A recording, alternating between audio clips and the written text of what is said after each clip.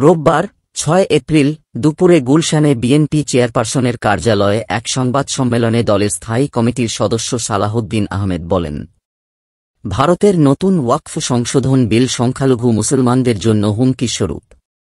এই বিল তাদের ধর্মীয় ও সামাজিক অধিকার ক্ষুণ্ণ করবে। তিনি আরও বলেন, গণতান্ত্রিক রাষ্ট্র হিসেবে ভারত সরকার সকল ধর্মাবলম্বীর অধিকার রক্ষা করতে বাধ্য। আঞ্চলিক সাম্প্রদায়িক সম্প্রীতি বজায় রাখতেই এই বিলটি পুনর্বিবেচনা করা উচিত। ওয়াকফ নিয়ে ব্যাখ্যা দিয়ে সালাহউদ্দিন আহমেদ বলেন, ওয়াকফ ইসলামী দানের একটি প্রাচীন ব্যবস্থা। এই সম্পত্তি বিক্রি করা বা কারো নামে হস্তান্তর করা যায় না।